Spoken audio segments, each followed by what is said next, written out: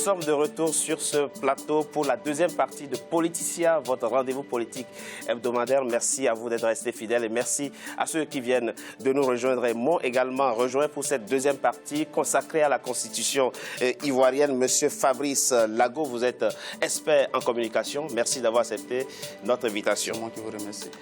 Major Doumbia, vous êtes vous également expert en communication politique. Merci à vous d'avoir accepté notre invitation. Président du Congrès panafricain pour le renouveau. D'accord, président du Congrès panafricain pour le renouveau. Merci à vous et le ministre Bakongo est resté avec nous. Nous sommes honorés pour cette deuxième partie. Merci. Un nouveau vent de démocratie a de nouveau soufflé sur la Côte d'Ivoire. C'est ainsi que s'est réjoui le président ivoirien Alassane Ouattara ce mardi 8 novembre à l'occasion de la cérémonie de promulgation de la nouvelle constitution. Alors quels sont les changements institutionnels auxquels s'attendre à l'avenir en Côte d'Ivoire? Avant d'en parler avec mes invités, mesdames et messieurs, je vous propose de suivre ce sujet de la rédaction. Il est signé Idolette Mirabel Bissou. La nouvelle constitution ivoirienne approuvée par référendum le 30 octobre 2016 a été promulguée le 8 novembre. 93,42% des Ivoiriens ont voté oui à la nouvelle constitution. La participation au scrutin boycottée par une partie de l'opposition qui parle de fraude massive et de résultats truqués a officiellement été de 42,42%. Sur les 6 313 758 inscrits, seulement 2 678 601 ont fait le déplacement aux urnes. Cette nouvelle constitution promulguée par le président Alassane Ouattara devant le gouvernement et des représentants de l'État donne naissance à la Troisième République en Côte d'Ivoire. Les promesses de la Troisième République sont des promesses de paix, de stabilité, d'égalité et de modernité. Cette nouvelle constitution nous permettra également de renforcer la cohésion sociale et les institutions de notre pays. Il faut que Ouattara se rende compte qu'une fois de plus, il a échoué dans sa volonté de pouvoir embrigader le peuple ivoirien. Il faut qu'il se rende compte que le peuple s'est exprimé. Parce que si on se rend compte que cette constitution a été votée à moins de 50%, on doit se poser des questions. L'opposition aussi est prête pour pouvoir amener, en tout cas tout le peuple ivoirien, à pouvoir prendre position face à cette nouvelle constitution. Les partis d'opposition réunis au sein du Front de refus ont appelé au boycott du scrutin. Selon Pascal Afinguessan, président du Front populaire ivoirien FPI et de la coalition de l'Alliance des forces démocratiques AFD, l'absence de concertation au moment de la conception du texte constitutionnel est une entrave à la démocratie. Les défis de cette nouvelle constitution sont principalement d'ordre politique et institutionnel. Au niveau des institutions chargées de la justice, il y a des changements. Il y a des nouvelles juridictions ou du moins des nouvelles institutions qui seront mises en place. Maintenant, au niveau politique, au niveau des élections à l'avenir, l'élection se fera avec un ticket, un duo, comme ce que l'on vient de voir aux États-Unis.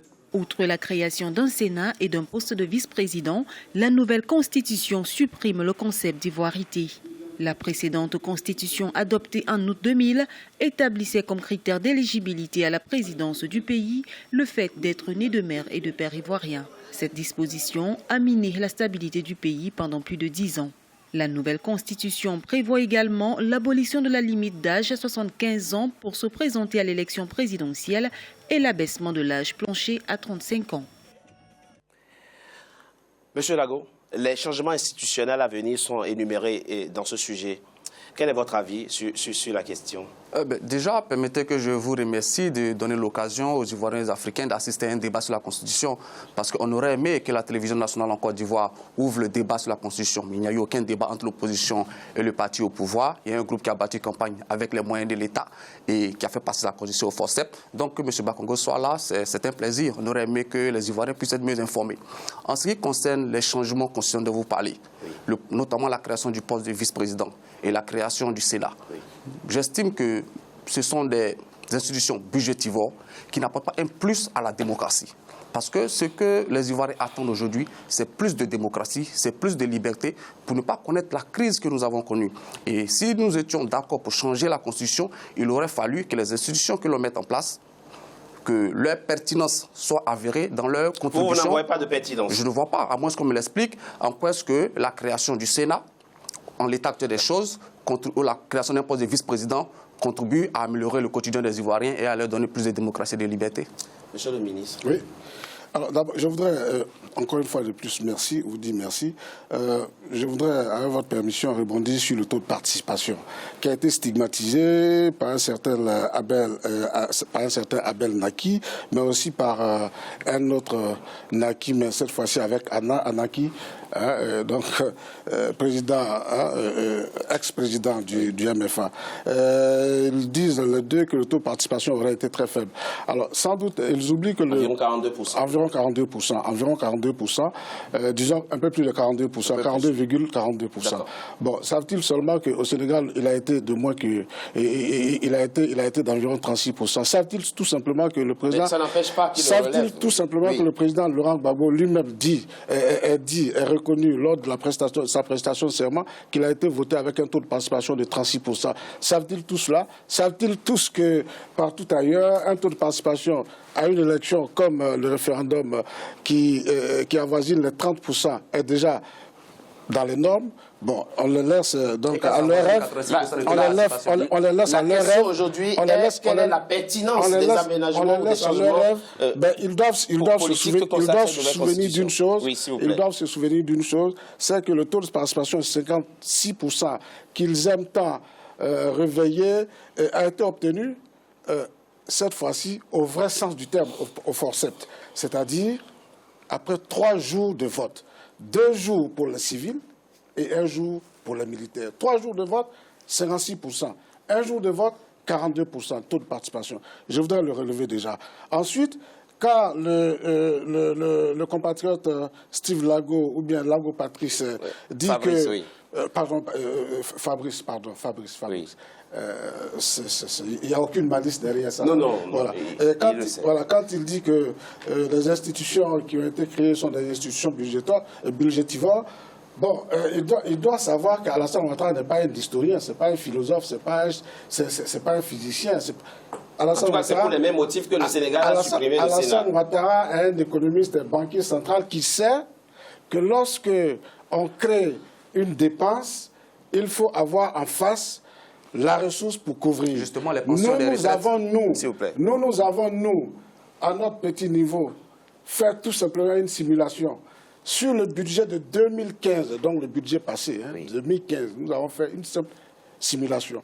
Nous avons pris ce budget, nous avons pris quelques ministères. Qui était plus de 3 000 milliards. Nous avons pris quelques ministères, pas beaucoup, quelques ministères, éducation nationale, défense, sécurité, et puis santé. Nous avons pris juste quelques ministères. Nous avons regardé leur budget, et nous savons tous comment on construit un budget.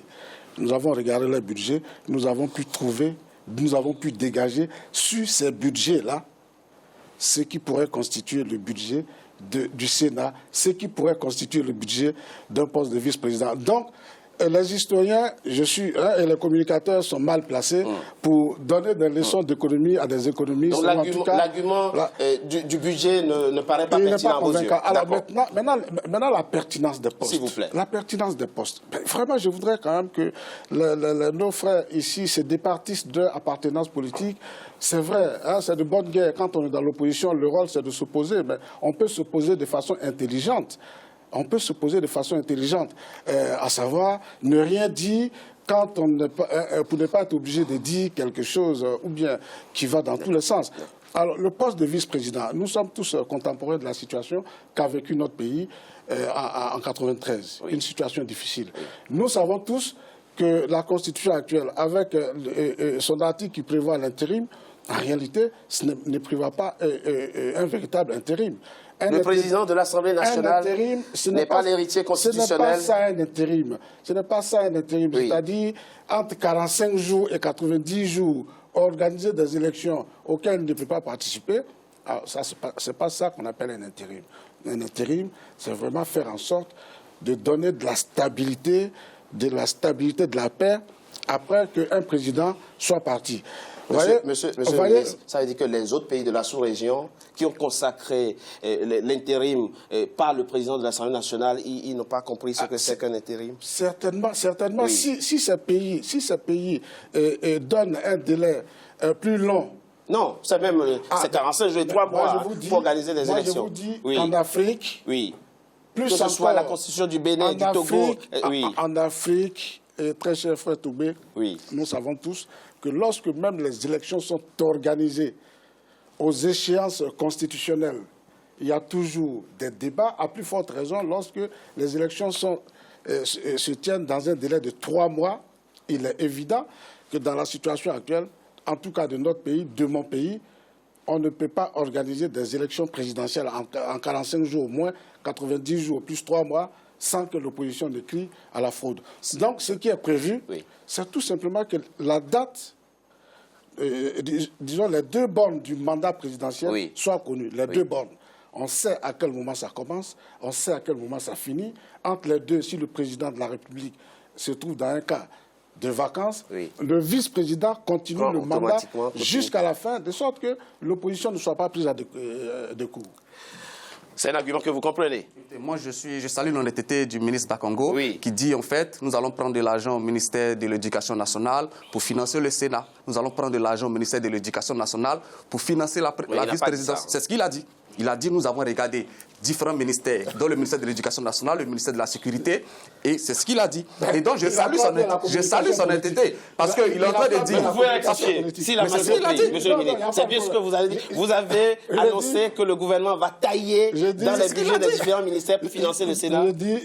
J'ai dit, il apprend bien sa leçon de communication politique, mais je crois qu'il apprend vraiment de travers. Qu'est-ce que vous avez dit alors, monsieur le ministre?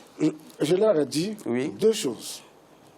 La première chose, que les historiens, les communicateurs, les philosophes, ne peuvent pas enseigner à ceux dont le travail a toujours été de gérer comment on constitue un budget. La deuxième chose, je leur ai dit que nous avons fait une simulation. Nous avons fait une simulation, nous, à notre niveau.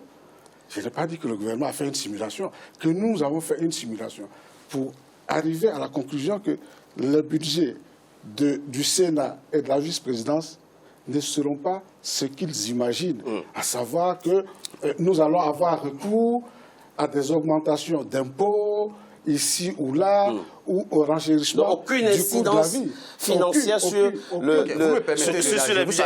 Mais avant, permettez-moi, sur cette question, permettez que... Très rapidement, monsieur Doumbia, votre avis sur cette question? Vous savez, s'il vous plaît. Avant de donner mon avis sur la question, il s'agit des changements institutionnels à venir. Et ces changements institutionnels à venir, on ne peut pas les regarder sans regarder l'histoire de la Côte d'Ivoire sur ce qu'était l'ancienne constitution, sur ce qu'était l'état de la Côte d'Ivoire, ça veut dire l'état de la nation. Nous étions dans une nation en déliquescence. Voyez-vous, je ne suis pas le défenseur d'un individu, je suis le défenseur de la Côte d'Ivoire, de l'unité de mon pays. Et donc, dans la construction de cette unité de mon pays, j'ai été, moi, dans le cadre étudiant où j'étais déjà membre de la commission consultative électorale. Et nous savons comment cette constituante-là a été mise en place, au point que la Fédération estudiantine scolaire de Côte d'Ivoire s'est retirée après une assemblée générale, un vote dans l'assemblée générale de cette constituante. Donc les dés étaient pipés parce qu'il y a un certain nombre d'organisations venant avec des structures satellites donnant l'impression d'une constituante, mais en réalité c'était un espace de déversement de la haine. Très bien. Alors cela dit, la nouvelle constitution, pour en parler, ceux qui en parlent, est-ce qu'ils ont la légitimité? Pour certains qui parlent de démocratie, ceux qui parlent de tout Ivoirien a la légitimité. Alors que moi qui vous parle, pendant qu'on votait la Constitution, j'avais été arrêté et mis en prison. Et ceux qui m'ont mis en prison, c'est ceux qui aujourd'hui, pour certains qui sont au FPI, sont en train de dire on torturait. Mais j'ai été torturé, j'ai encore les stigmates de ça sur mon corps. Et ça, c'est aussi des gens d'un parti qui aujourd'hui sont en train de se présenter comme étant les bons élèves de la démocratie. C'est des rectificatifs qu'il faut apporter. Et donc, ça veut dire que tout le monde a été victime de la crise. Tout le monde a été victime. Il n'y a pas voilà. Mais le mieux, c'est de dire que nous sommes mis d'accord pour dire qu'il faut retrancher de notre Constitution des dispositions de pureté raciale, de pureté ethnique. Ce qui est malsain pour une Constitution du XXIe siècle. Imaginez-vous un peu que les Américains autochtones, amérindiens, disent pour être candidats aux élections présidentielles, il faut être indien, des sangs rouges, tout ça nous avons entendu pendant que nous étions en train d'écrire la Constitution. Il n'y aurait pas aujourd'hui d'Obama, de Jefferson ou de Washington. Tout ça était dans l'ancienne Constitution votée par le peuple ivoirien. Oui. Et donc, les différents protagonistes politiques se sont réunis à Marcoussis et ils ont tous signé, à commencer par Afin Guessan et les autres, pour dire enlevons, retirons de notre Constitution ces dispositions confligènes. Donc, sur cette question, c'est un accord de tous les partis politiques. Et deuxièmement, sur la question du Sénat, pour terminer, sur la question du Sénat, c'est la volonté de Laurent Gbagbo qui est mise en application parce que le Sénat était sa volonté, en accord avec celle de Ouattara. Sur la question des terres, le président ivoirien est assez sympathique pour faire la volonté de Laurent Gbagbo. C'était un accord. Ce que je veux dire, c'est qu'ils étaient d'accord sur ça. Oui, monsieur Lago. Moi, j'aimerais qu'on soit fatigué, qu'on parle de ce qui intéresse les Ivoiriens. Oui, moi, j'aimerais dire aux fonctionnaires ivoiriens qui sont présentement en grève, parce qu'en Côte d'Ivoire, les écoles sont fermées actuellement au moment où nous dans ce débat-là. J'aimerais leur dire qu'ici, l'un des concepteurs de cette constitution-là nous indiquait clairement comment il comptait financer notamment les institutions qui avaient été créées. Vous savez, je voulais dire que en quoi est-ce qu'on parle souvent de Marcoussis pour résumer la volonté de ces institutions. On parle même de Laurent Gbagbo. Moi, j'aimerais dire, s'il vous plaît, j'aimerais dire, en quoi est-ce que le fait que des partis politiques sont des entités privées qui se retrouvent dans un endroit où la France jouerait le rôle de notaire, en quoi est-ce que ce qui engage les Ivoiriens? En quoi est-ce que la volonté, qu'on dit c'était la volonté de Laurent Gbagbo d'avoir un Sénat, en quoi est-ce que la volonté de Laurent Gbagbo engage les Ivoiriens? Aujourd'hui, j'aimerais préciser simplement, au-delà du taux de participation, j'aimerais dire le nombre de personnes qui ont donné un quitus à cette constitution, en dépit du fait que le collège électoral est augmenté, est inférieur au nombre de personnes qui ont voté pour la constitution de 2000, au-delà même des pourcentages de participation. Vous avez le dernier mot. Je comprends que le maître a fait vraiment des enfants. Le maître a fait des élèves. C'est-à-dire, le maître de celui... Enfin, le maître, c'est celui qui ne tient pas parole, pour qui la parole donnée n'a aucun sens, pour qui l'engagement pris n'a absolument aucun sens. En voici un de ces enfants qui considère que la parole donnée à Marcoussis, qui considère que les engagements pris par son parti à Marcoussis n'engageaient pas les Ivoiriens. Bon, alors, je suis désolé, mais moi, j'étais à Marcoussis. J'ai fait partie... Donc, j'ai fait partie, moi qui suis en face de vous, de la délégation du RDR. J'ai pris la parole. Le RDR, le FPI, le PDCI engage les Ivoiriens. Le FPI, ben, il a fallu bien, monsieur, que des gens, des Ivoiriens, des représentants des Ivoiriens se retrouvent à Marcoussis pour aller parler des problèmes des Ivoiriens. Ce n'est pas les Ivoiriens tous qui se seraient mis dans un avion, je ne sais pas combien, pour aller à Marcoussis. Donc cela, voilà, cela malheureusement, le temps qui nous est imparti, c'est d'aller vers une république où les points qui sont des imperfections soient corrigés, mais il ne faut pas rejeter le bébé et l'eau du bain. Nous sommes pour une quatrième république. D'avoir accepté de participer à cette deuxième partie. Je propose qu'on marque une courte pause. On se retrouve dans quelques instants pour la troisième et dernière partie de notre émission. À tout de suite.